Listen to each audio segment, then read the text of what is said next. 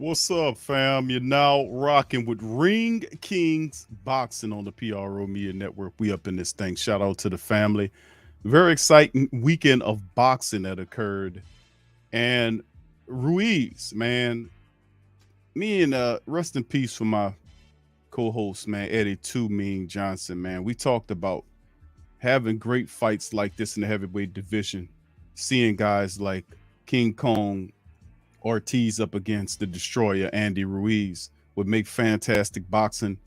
And that was several years ago, man. It kind of brought a tear to my eye to be able to witness them fight the other night. And it was fantastic, man, to be honest with you. It was a rock'em sock'em type of event with two skilled big men in the ring. Andy looks really good. I got to give it to the destroyer. He looks really good. He took some punishment from King Kong Ortiz, the boogeyman of the division. Can't really know if I can call him that anymore. He's getting up there, man, and Ortiz kind of took it out of him, man. He was calling for a rematch, but listen, fam, this was actually a really good fight, man. Let's get on up into the thing. As Ruiz, he won by unanimous decision. Of course, King Kong Ortiz didn't agree upon that thing, but it was an absolute great fight, to be honest with your family. It was absolutely a great fight. Um, all good, man. Like I said, I was pleased with it. Of course, Andy dropped King Kong Ortiz several times in the game. One of them, which was a punch that came to the back, it's kind of the side back of his head that dropped him.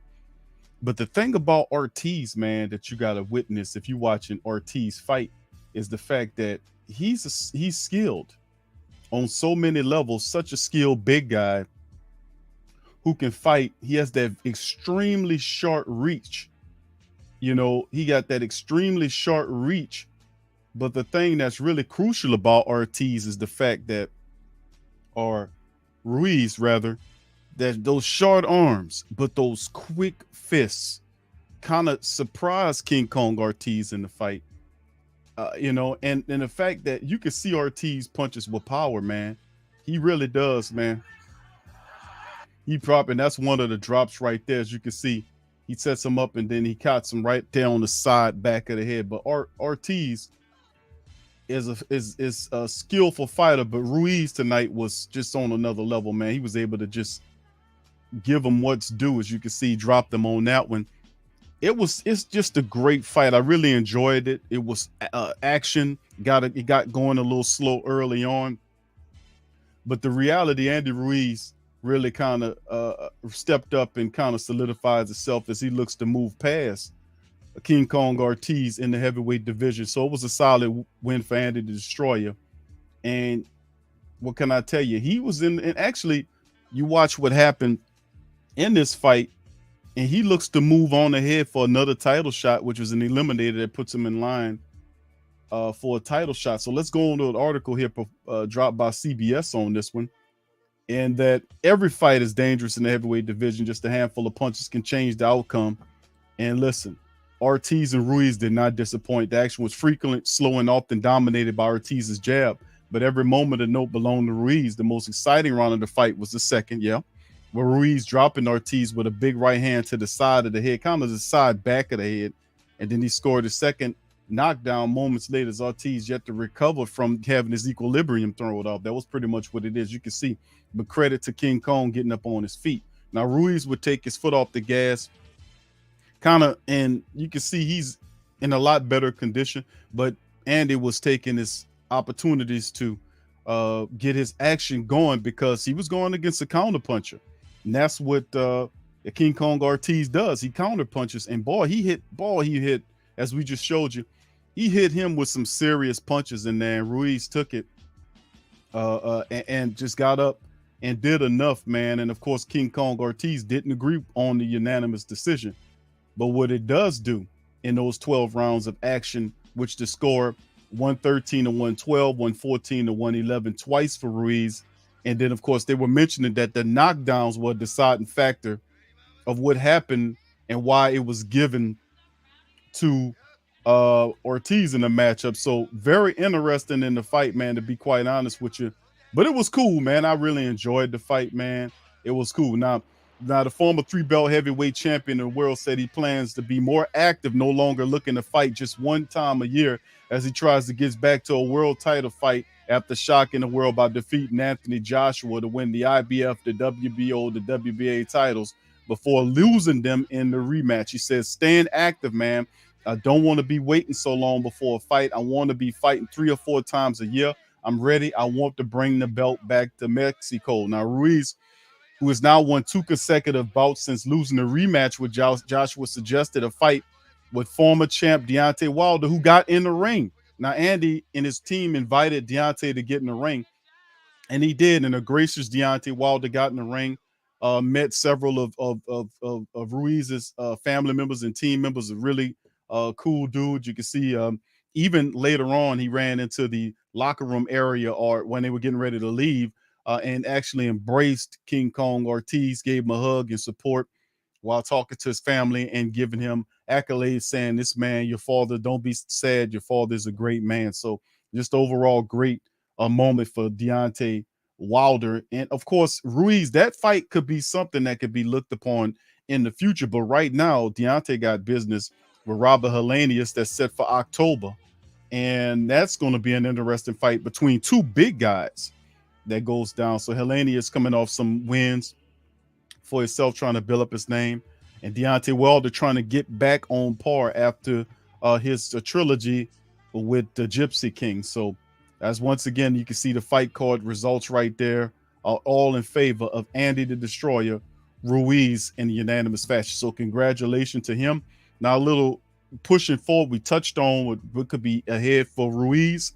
Obviously, he's looking at Deontay Wilder as a guy to look at.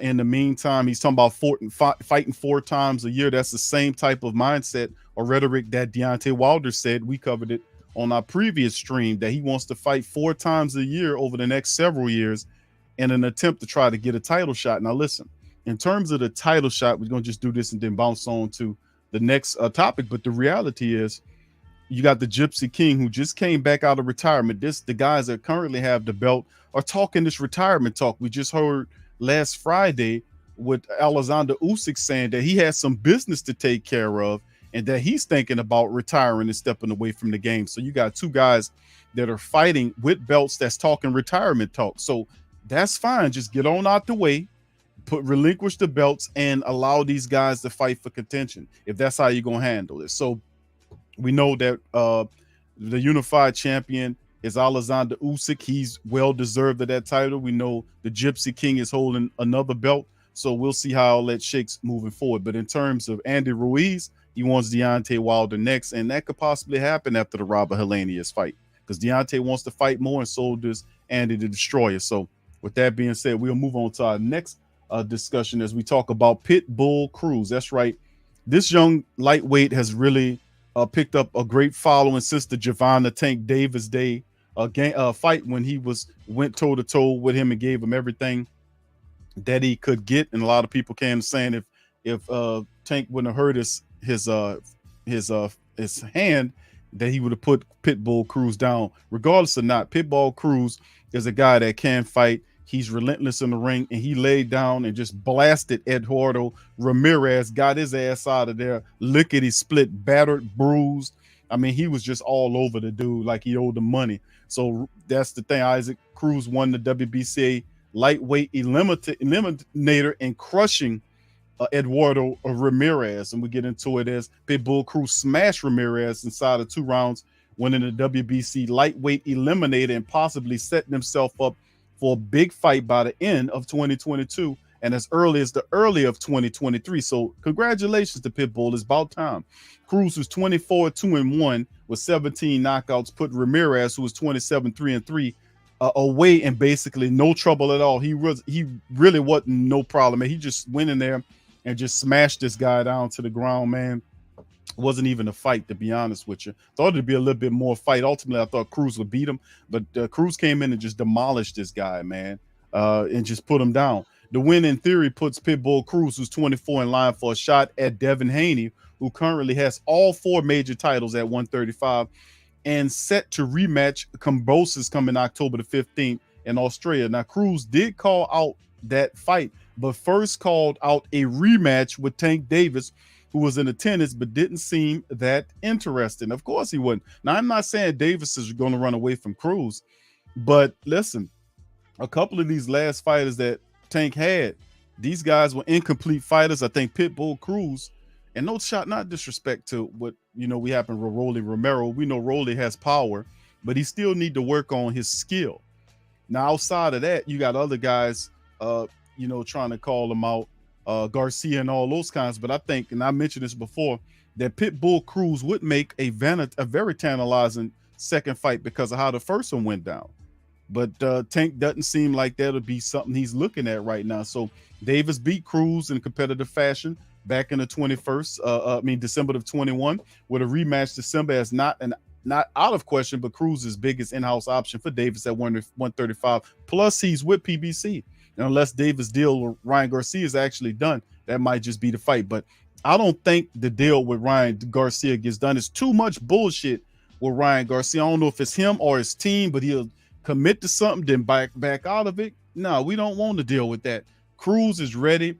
And I think he'll give us a really nice fight to go up against when he takes on a guy, when he fights a guy like Tank Davis again, if he can get that opportunity. I think it'll be a fantastic fight.